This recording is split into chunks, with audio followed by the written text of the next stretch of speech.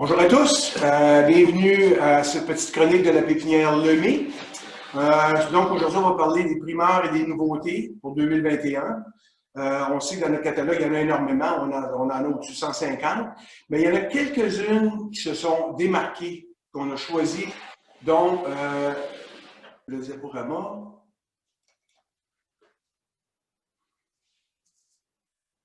Donc, voyez-vous, ça va principalement, on va parler de Proven Winner, qui sont les variétés qu'on va essayer de pousser le plus cette année. Donc, ici, vous avez notre fameux Firelight Tidbit. Ça, en passant, il y a juste 30 propagateurs nord-américains qui peuvent vous les offrir. On est un de ceux-là. Donc, ici, on va commencer par le Firelight Tidbit. Au départ, c'est drôle à dire, mais ça, c'est peut-être la plus belle introduction que Sébastien, notre président ici, a aimé cette année. Donc, on voit pourquoi. C'est un porc qui est nain, c'est une floraison qui est dense et abondante. Comme Bobo, la différence, c'est que Bobo, qui est blanc et qui devient brun, celui-là, lui, va quand même passer par la coloration rose qui les rend si populaires.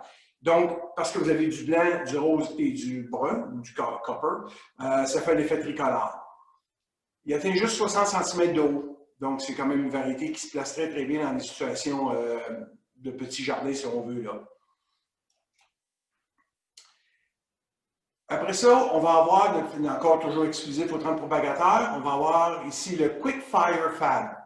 Évidemment, Quick Fire, il fleurit au moins une semaine plus tôt que Quick Fire régulier.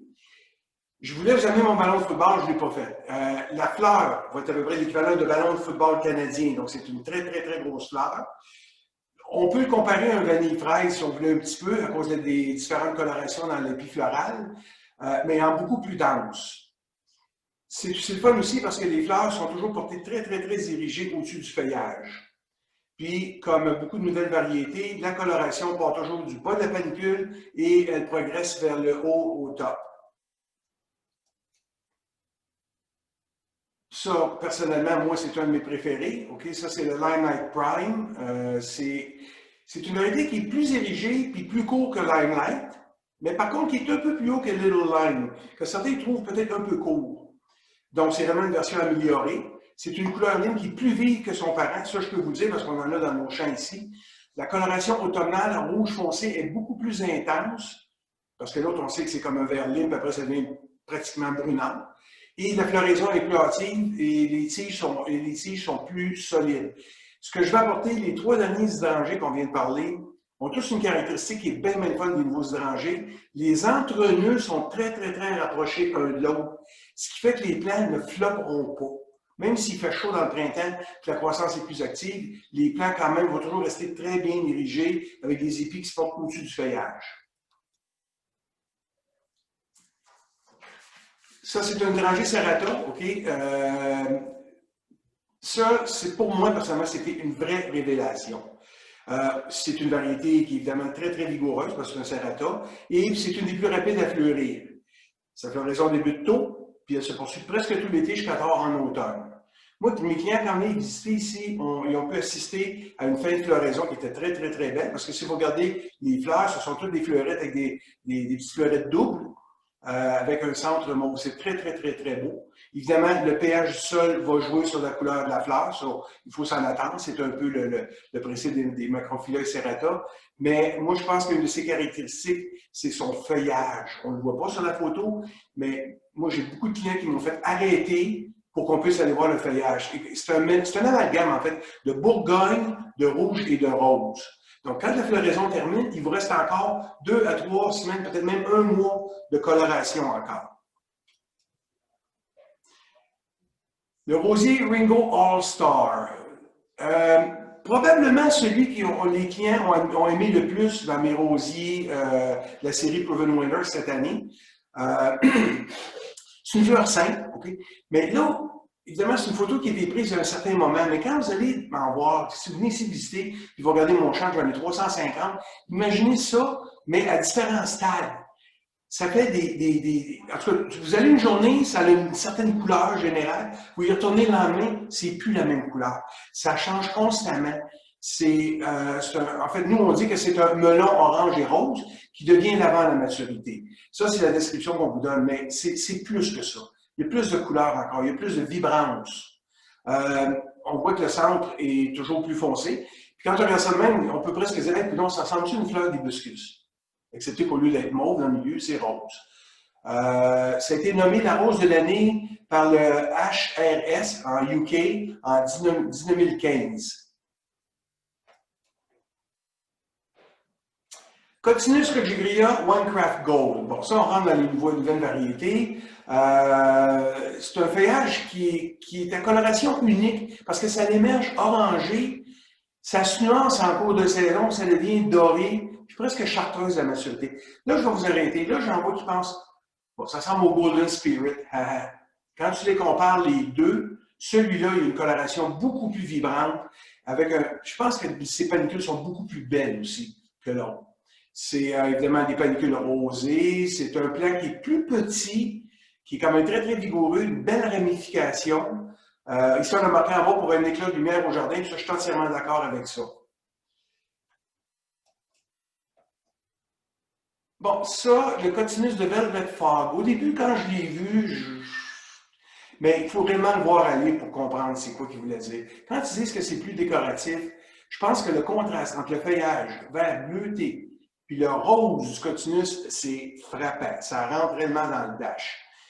Mais ce qui est le plus intéressant pour vous autres, les propriétaires de jardinerie, c'est que c'est un des plus faciles à entretenir. Pratiquement pas de taille, puis il se plaît dans à peu près tous les types de sols. Donc, il n'y a pas grand-chose à faire.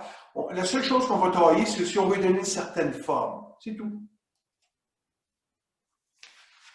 Les Bouddhaya, ça, c'est une nouvelle série de Proven Winner, Low and Behold, de Ruby Chip. Écoutez, encore là, les Bouddhaya, d'un à l'autre, lui, l'avantage que tu as sur plusieurs autres, c'est qu'il y a un port qui est beaucoup plus uniforme, qui est plus facile à maintenir. Il ne fait pas des grandes branches qui partent de tous les bords. C'est quelque chose qui se maintient bien. C'est une belle fleur très, très, très parfumée. Comme vous voyez, c'est moins de 70 cm. C'est une fleur qui est magenta vif. Peut-être un point qu'on a oublié de mentionner, c'est très, très, très parfumé. Moi, j'en ai fait chez moi, je me suis fait des fleurs coupées avec ça. Ça a duré plusieurs jours, ça a dégagé un bon partout dans notre maison. Puis finalement, évidemment, comme tous les Bouddhaya, on l'appelle l'arbre aux papillons parce que justement, c'est une variété qui va attirer les papillons au jardin pratiquement tout l'été. Ici, le rhododendron Dandyman Color Wheel, c'est une des nouvelles variétés encore là de Proven Winner. Donc, lui, ce qui arrive, c'est que c'est un bouton floral qui est rouge foncé, où de grandes fleurs ondulées, comme on peut voir sur la photo, émergent. Ces fleurs-là, qui sont un mélange de blanc et de rose, deviennent entièrement blanches. Donc, évidemment, parce que chaque fleurette a sa maturité à elle, on se trouve à développer un effet tricolore, parce que chaque plante ne mûrit pas comme en même temps. On lui accorde une très, très grande résistance aux maladies et à la sécheresse. Moi, ce que je vais rajouter, c'est que son feuillage est réellement beau. C'est un feuillage qui est vert foncé. Ça fait un bel arrière-plan pour les fleurs. C'est reluisant. Puis, évidemment, c'est pratiquement exempt d'insectes et de maladies. Notre petit Ilex verticillata, les deux gobelins red, ça a fait jaser du monde encore cette année. Écoutez, ces Ilexes, habituellement, on les voit, on les plante parce qu'on a l'intention probablement de couper des tiges pour les mettre en jardin. Celui-là, il va surtout être beau d'après moi, okay, quand vous allez les mettre vous allez les tailler, vous allez les mettre en contenant pour en faire des bouquets d'automne. Donc, mélanger avec des hydrangées paniculata ou des floraisons tardives, ça va être magnifique. Ça produit des gros, pour sa grosseur de plant, ça produit un très, très gros fruit rouge vif. C'est un plant qui est très compact. Par contre, il faut que ce soit pollinisé par son petit ami, le Little Goblin Guy. Et puis, c'est une variété qui est quand même de zone 3.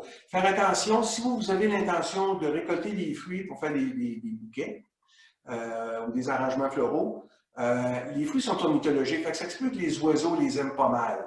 Donc, ce sera à voir s'il faut installer un filet ou non. Bon, quand ils sont arrivés avec le Sonic Bloom Pure Pink, au début, je trouvais que ça ressemblait un peu à l'autre qu'on connaît déjà, qu'on a depuis déjà quelques années. Mais par contre, il y a des différences assez majeures. Premièrement, la fleur est beaucoup plus grande, elle est beaucoup plus grosse. Il fleurit peut-être pas plus longtemps, mais plus intensément jusqu'au gelé. Donc, ça fait que vous allez avoir une plus belle tache de couleur durant toute la saison. Zone 4, c'est quand même excellent pour un Wagella. Donc, c'est une variété qui va réussir à avoir sa période d'aboutement pareil.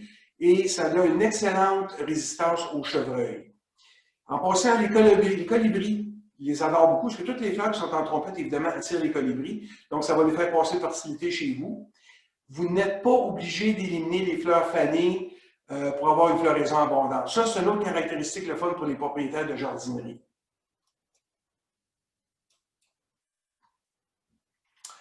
Aronium Melanocarpa Groundhog. OK, présentement, c'est écrit HOG. Ça, c'est l'ancienne appellation. Maintenant, c'est Groundhog HUG. Mais c'est le même plan pareil, juste que Proven Winner ont changé de nom dans le cours de l'année dernière. Bon, c'est une variété indigène très résistante. Son port est très dense, très étalé. C'est excellent pour recouvrir les sols en situation difficile. C'est pour ça que ça, si des fois vous avez des problèmes avec des cotonacères rampants pour certaines situations, ce serait intéressant de considérer le Melanocarpa Groundhog pour ça. Comme tous les aronias, le feuillage est magnifique, c'est reluisant, ça produit des petites fleurs blanches, ça fait des fruits savoureux, pourpre foncé. Mais ce que j'aime le plus, c'est qu'à l'automne, ça devient rouge-orangé. Puis évidemment, c'est pas un rouge-orangé paf d'un coup, ça passe par différentes étapes de coloration avant d'arriver à la coloration finale. L'hydrangée macrophylla, oui, bit grumpy. Évidemment, sa coloration mauve est spectaculaire, c'est magnifique. Mais ça, c'est en sol acide. En sol alcalin, la floraison est rose, comme tous les hydrangées macrophylla. D'après Proven Winner, c'est le plus beau feuillage de la famille des macrophylla qu'ils ont maintenant. Et finalement, c'est un porc qui est très compact, qui peut aller dans les petits jardins ou peut-être en contenant. Donc, je vous remercie beaucoup et j'espère qu'on va se reparler bientôt.